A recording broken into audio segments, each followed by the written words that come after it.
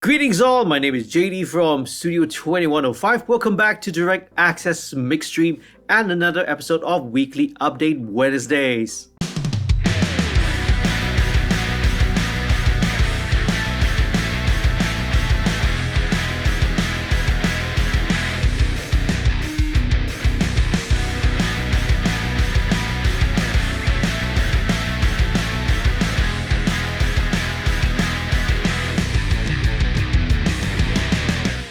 If you're new to this channel, a warm welcome to you, a big shout out and thank you to all the patrons who help to support the channel financially. Do sign up for the email list. If you're not yet a subscriber, do click on the subscribe button. Don't forget to click on the notification bell so that you'll be updated every time I put out a brand new video. If you wish to support the channel, you can do so by becoming a patron. You can sign up at our Patreon page via the link that's below and also down in the description. So, is 2 or more better or less is more? So this is actually the focus of this week's featured question.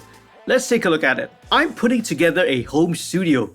Just curious, why would you have 2 or 3 sets of different monitor speakers? Are they for different users or is it just overkill? This is a great question. Sometimes when you look at photos of mix engineers and their studio setups, you see that they have, 2 or 3 different speakers sitting behind them. There are 2 ways of looking at this and both are neither right nor wrong. It all depends. The main reason why some engineers use more than one pair of speakers is that each of them offers a different perspective on the mix. This helps if you have been working on a mix for some time and you feel like every mix decision that you make doesn't seem to be making a difference. Switching to a different set of monitor speakers can help reset your ears and regain a sense of objectivity. Now, it's very important not to confuse this, with ear fatigue, okay? If you've been listening to loud levels for extended periods of time, your ears, your auditory system is already stressed and it's time for a much needed ear break. Now, another point to note is that many of us, work in less than perfect monitoring environments, I could see the same definitely for my Studio A as well. It is less than ideal. And I assume that most of you that are watching this video have perhaps just a simple home studio setup. Even if you could afford the most accurate pair of monitor speakers in a room that's less than ideal, it's not going to give you the results that you want, okay? In fact, it's going to greatly compromise it. Having a second pair of speakers helps to, quote unquote, even out the room differences. Now, different models and sizes of speakers will have different frequency response, different dispersion patterns, different power output levels. This will in turn excite the room differently. Now, once again, it's all about switching perspectives, but it bears reminding that this is not a substitute for a properly treated room. A 30 dB null at 120 Hz is still gonna be a null regardless of what monitors you use, okay? If you have a comb filtering issue at 1.2K, it's still gonna be there unless you fix it with acoustic treatment. A common combination would be a pair of larger full range monitors, along with a pair of smaller, very importantly, different sounding and perhaps, more mid-range focus speakers. The Yamaha NS10M is a classic example, It's a classic choice. You can see it sitting on top of many of a console in some of the bigger studios. But to be frank, these aren't the greatest sounding speakers, okay? Not by a long shot, okay? Compared to what's available out there these days. Still, they do have that nostalgia value about them, and I personally love my pair and I still use them regularly when I mix. Some engineers may have a third pair of maybe smaller consumer speakers or something along the likes of a sound bar, to check how their mixes sound on these systems. And then this line of thinking extends all the way, to listening to headphones or earbuds, and of course the good old car stereo system check. Now, personally, if you go as far as having to check on your phone speakers, okay, that's entering the realm of the absurd, okay, And for reasons I don't want to discuss, I don't want to debate it, at least not in this video.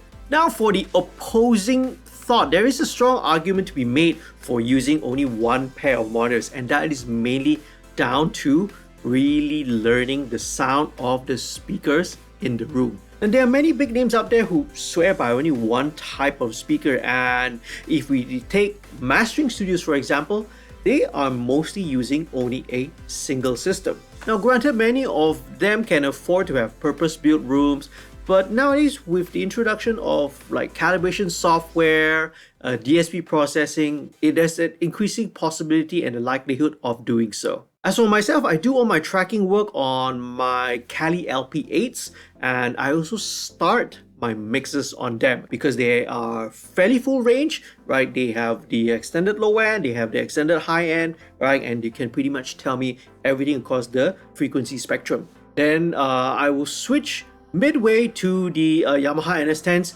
which are a lot more mid-range focused. From time to time, I will often switch between the two, but I gradually always kind of spend more and more time on the NS10s when I'm trying to finesse, right, all the balance of all the crucial mid-range information, especially things such as vocals. Lastly, I check on a pair of consumer Sony earphones, and by the time, I usually find that I'm pretty much right in the ballpark. In fact, I even stopped checking on TV speakers and soundbars with the end because I've grown to really trust the results that I'm hearing on my monitors. Well, perhaps one day I might even, ditch the NS10s, right, and just use a single pair, but that day has yet to come lah. So whether you choose or you can only afford to work on one pair of speakers, or perhaps, right, you have multiple speaker systems available, doesn't matter, it's up to you, okay? The important thing to take away is that the whole idea of doing this is to have different perspectives on the mixes. So it doesn't matter whether it's one speaker, multiple speakers, headphones, earphones, different systems, whichever way, the goal in the end is to make sure that the mixes translate well across whatever systems and different mediums that it is intended for in the end. Hopefully you found this week's video useful and informative. If you did, please do leave a like, do share this with your friends. If you have any questions or if you have feedback, please do leave them down in the comments below. Do subscribe if you're not yet a subscriber. Consider becoming a patron. Check out the Patreon website down below. See you again in another video real soon. Stay safe, stay happy and healthy. Happy recording and mixing. Peace, love and music.